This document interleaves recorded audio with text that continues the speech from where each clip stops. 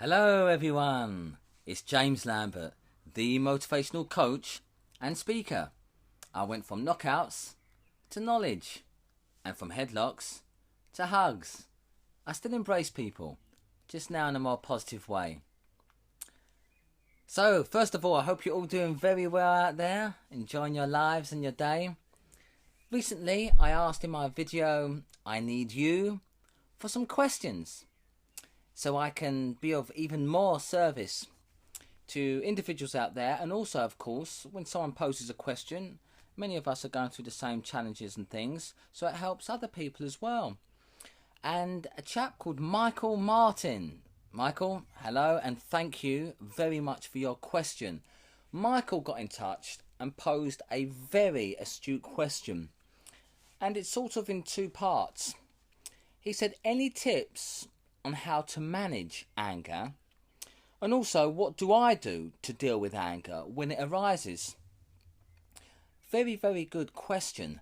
Now, first of all, if I just focus on for a time, what do I do to deal with anger when it arises? I simply notice it, to start off with. Before, I would be very, very reactionary. So as soon as something or someone displeased me and I felt that anger, like you're lighting a match or the touch paper, ready to explode, I stop and notice.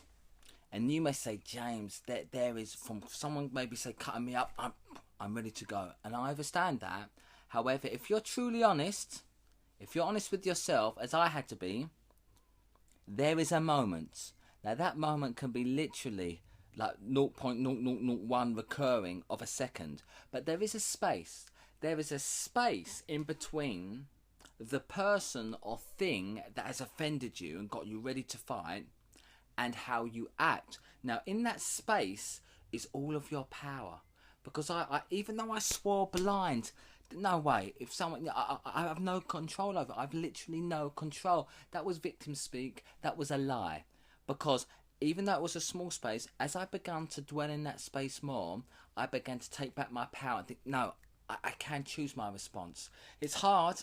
Literally, you may physically have to tamp down your anger. I'm not saying it's easy, but it can be done. And the more you actually control it or begin to try, like anything that can be learned, it gets better and better, and you find that there's more time. There's more time for you to chill out, to come down from that precipice of hate and reactionary anger. There's more time, and so you can, very much like a kettle, it takes longer to boil. The boiling point being your anger in this case. So what do? I notice it. People still can be incourteous and offensive. On the day that, oftentimes, if people say something nasty on social media, there can still be the very petty, the very human, the ego's response to something like that. And to engage in a silly game of arguments however, if you just pause, reflect, consider, and if because it isn't always necessary or required, but if a response is required, either verbally or in the written word, email, it can be done as a measured response. You can collect your thoughts and reply in a manner that's more befitting to your truest and highest, grandest self, and it's one that you do yourself credit to as well as your family, your friends, your community. So yeah, I notice it of anger, the anger arise. I notice you. Hello, old friend. But I said, what have you got to teach me this time? For there is always a lesson. There is always a lesson. What have you got to teach me? So instead of just seeing it as a problem, see, so before it's like an anger, it has to be like squashed down.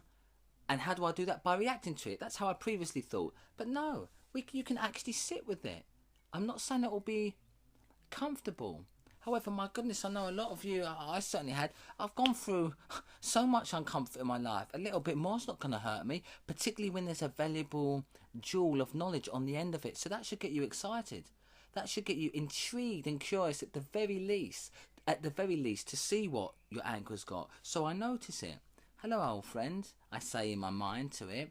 What have you got to teach me? And I sit. As I say, if you're standing at the bus stop or on the train, you can, whatever irks you, what I'm saying is don't just react to it. What about this am I bothered? What about this other person is offending me? Because in truth, I've come to realise it's never the superficial. It's like that saying, the straw that broke the camel's back. It's never the person that cut you up or did a rude gesture in the car. It's never the person that acted rudely towards you or didn't hold the door open for you. It's never that your partner said something or appeared rude. It's not that. It's something. I said, chase the genealogy of the thoughts. Now we'll get into this a bit more. So I want you to feel, this is very interesting as well. We talk about feeling. I've written here, feel the anger, because so many of us, we don't, and again that's by when we react to it. So I get angry and I react to it, and I've never truly felt it. Again, that's why taking a moment and really feeling it, feel it fully, and it will be uncomfortable, but then you go past the anger to another place. And this is actually what lies at the heart of your anger. This is very interesting. Now, it's a scary place, I'm not going to lie. I'm not going to lie. And it's why it's so easy just to react. And so you go, oh no, he mugged me off, or she did that, he said this, she said that.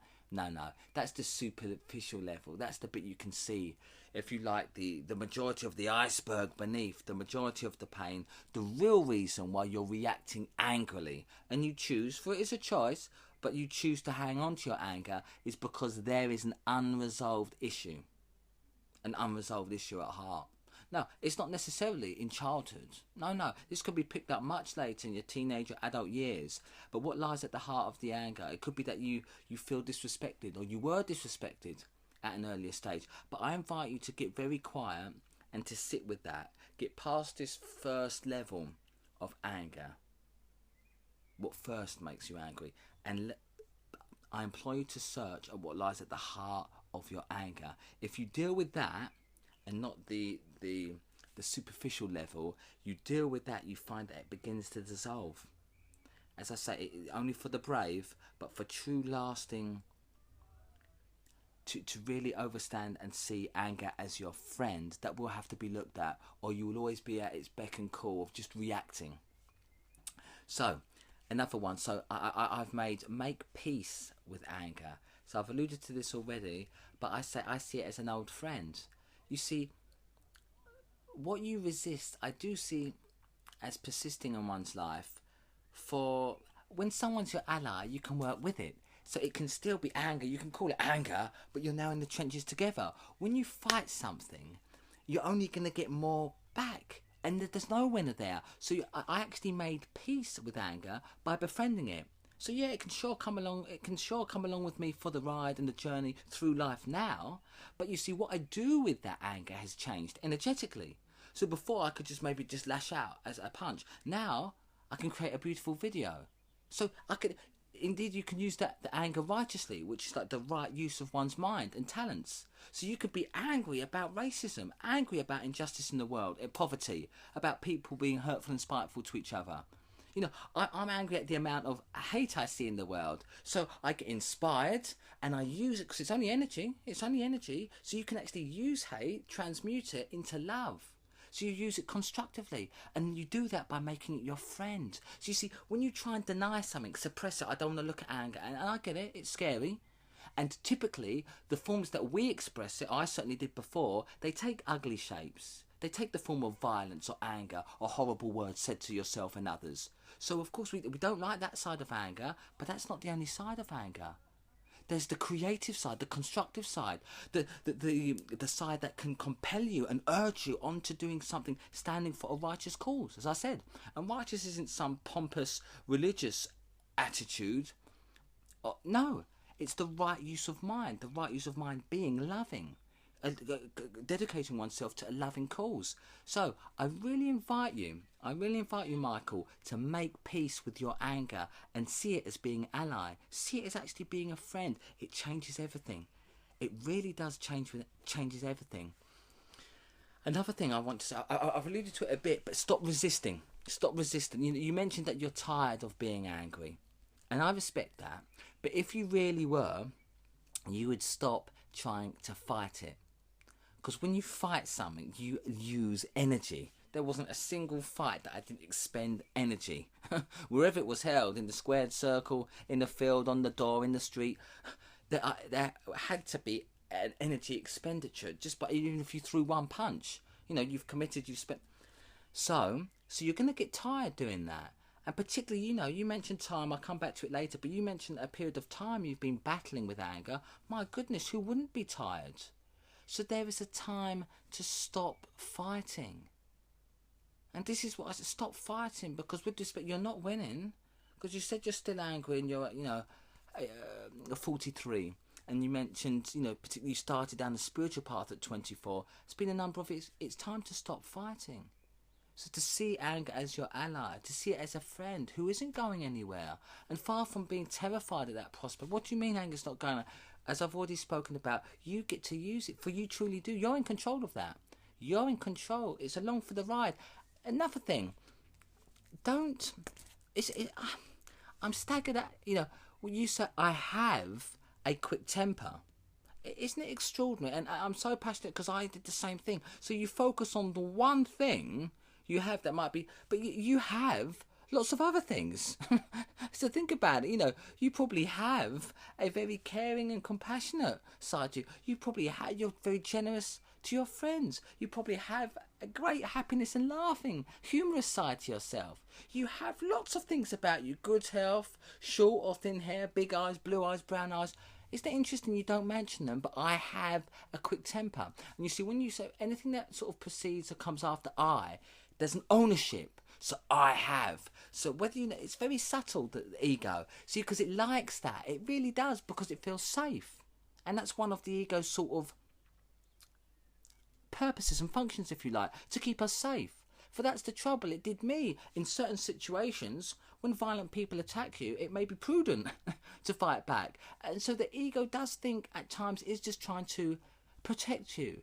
But there's a time when it becomes unhelpful, i.e. when you're angry and it's hurting others and yourself, killing relationships and friends and all sorts. So I want you to notice how you speak about yourself firstly, but don't focus on that you have a quick temper. What else do you have that you like and enjoy? Focus, again, I've spoken about this before, where your focus and attention goes, it grows. So I choose to focus. Yeah, I may have a quick temper if I decided to focus on it, but I say, well, I'm also quick to laugh. I'm quick to make others happy. I'm just quick full stop. I'm quick with my hands. So you see, don't focus on the one thing that you don't like. I have a quick temper. Sure, you might do, but you've also got many other outstanding, good, what you would call positive qualities. Focus on them. Stop the I have a quick temper. You don't have a quick temper. And even if you do, that's one of an innumerable amount of things that you have got as well. So, and just another point I want to mention, Michael, you mentioned time, because you said, look, I'm 43 now, started, if you like, a spiritual path at 24, yet the anger is still there, as if that's a problem. Now, I've spoke about already how anger will be there if you choose it throughout your life, see it as a friend, but you see, time, particularly in regard to this, is immaterial. Completely immaterial. I don't care if you've had this for 24 years, 104 years, or one day. You see, because this is what's so interesting, because you can change it in a heartbeat. How? By implementing some of the tips I've advised, but you see, it's in your thoughts. It's in how your perspective, if you like. So you talk about all this time, you can change it in a heartbeat or take several lifetimes. It's completely up to you. But if you truly are tired of it, as you say, and you truly are seeking change, know that you can do it literally as quick as after watching this video. It's in your power to do so, and you do it by making a choice. So the perspective has now changed from seeing enemy as a foe, something to be crushed and suppressed and beaten down. No, revel in it, change it, a modern alchemist, transform it. So if the molten or the leaden, the lead in this example is the anger, make it gold, make it something beautiful, put it into a cause or passion you are passionate about. But I don't want you to think about time, because again, like I've spoken for, focusing on the past, that's gone. What you've got is now.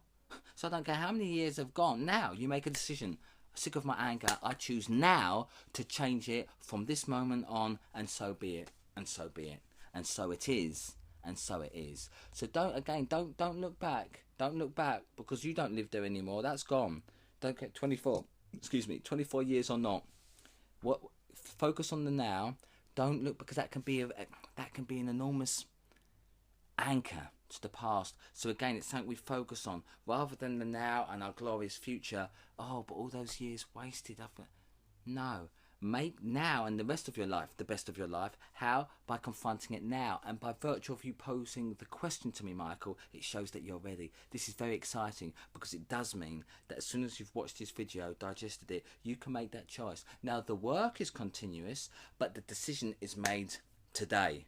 The decision to really overstand, befriend your anger, to use it constructively and positively, that can be made today. As soon as you've watched this video, you make the intention that from this day forth things change. For you have the power to do it. It's incredibly exciting.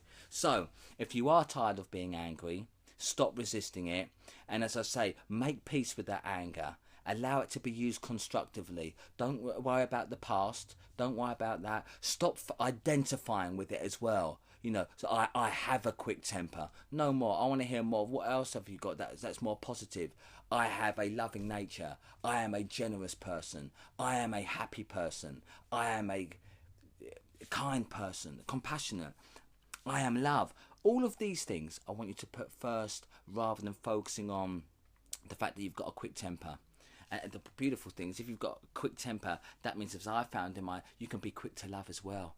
The joke is, I used to hang out with some of the people that frequented the clubs I hung around and managed in different places. They used that. Did you see on the knuckles, like that, love and hate?